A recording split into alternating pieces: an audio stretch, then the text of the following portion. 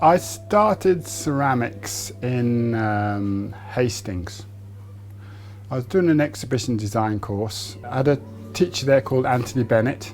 Before the exhibition design course finished, between the two of us we decided that I would drop the course and try and get a ceramic portfolio. And I applied for a couple of places and they invited me up to Glasgow School of Art. And then I did ceramics for 3 years, got a BA Honours there. In fact, I enjoyed Glasgow so much, I stayed there for 10 years. I did take 2 years out and did exhibition design again, but I did it in Zimbabwe. And I was exhibition officer of the National Gallery for 2 years then.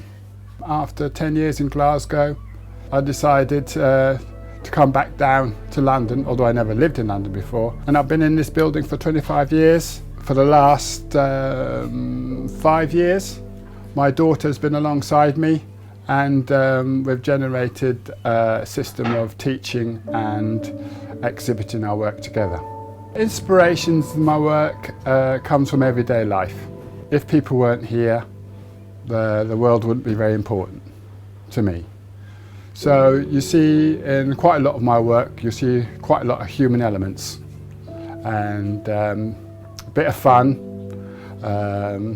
sometimes a bit of tragedy, but it's all related to human emotions. First of all, I knew I needed a base to actually start the structure with. We needed something solid so we could actually build up.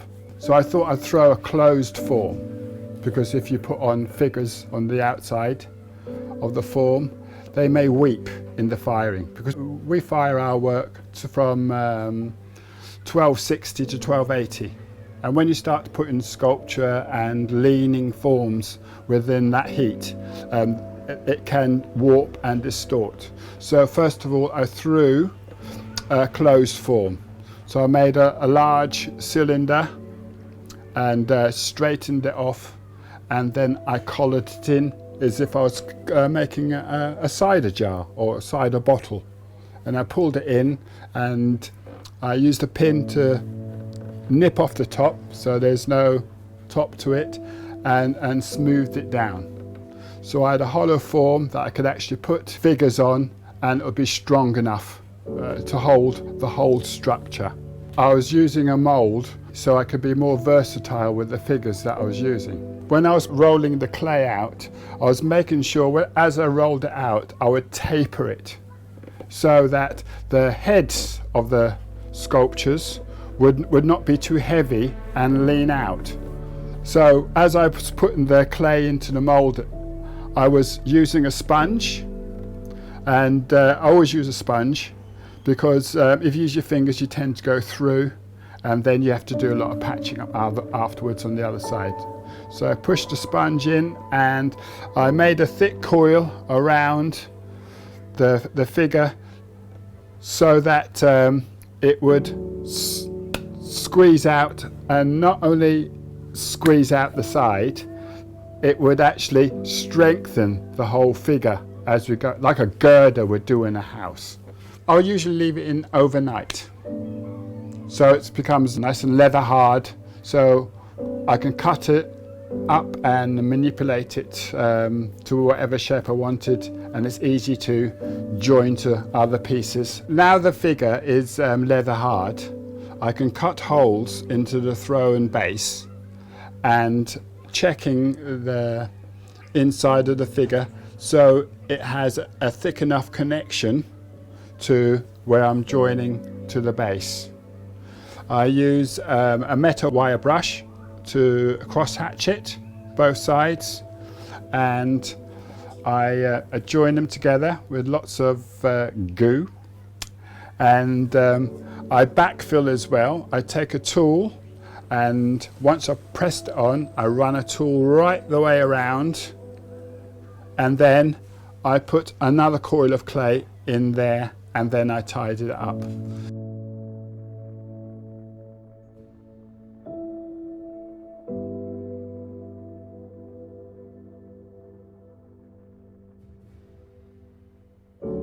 When I'm decorating vessels or I'm using a dry glaze, I quite often use metal tools to scribe out different patterns. I often do orchids, or I use or look at books and I find African patterns that I can actually develop for myself. When it's bisqued, if I rub in manganese, I find that the manganese residue stays in the creases or the little hook marks that I make, and I can pour a glaze over the top and it slowly oozes out. I studied fine art at university and they did have a ceramics studio, and I found I spent a lot of time in there, and little did I know it's probably because I was brought up with a father that does clay and sculpture.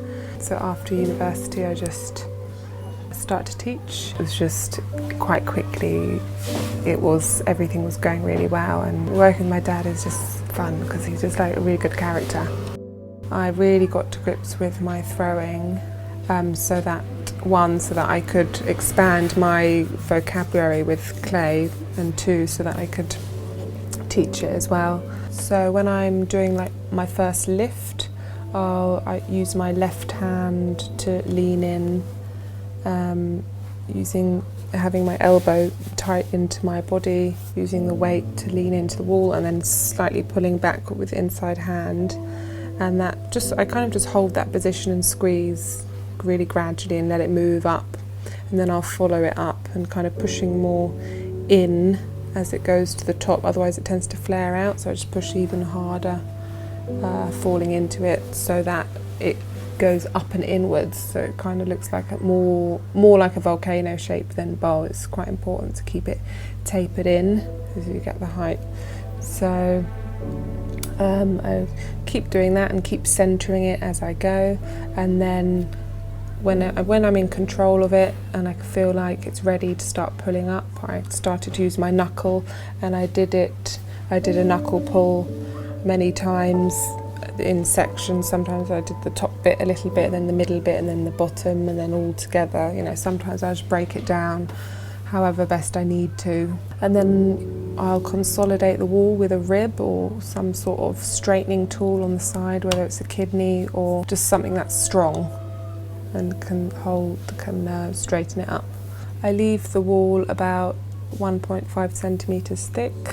I just keep an eye on it and make sure it's a solid, strong, healthy looking cylinder shape, because if it's got any thin patches I'll struggle. So I make sure it's nice and thick, and then I start to stretch it out bit by bit, starting a little bit on the rim and then going down and opening it out bit by bit. When you're making bowls or outward forms, you want it to hold the last stretch. Because clay's got memory and it's always warping and changing shape. So if you muck it around, it will muck you around. And then right at the end, I flared out the rim with a kidney, just did a tiny little rim. I use leather to compress the rim and also a sponge. The last thing I did was push my fingertips into 4 points of the bowl to add a little of my touch.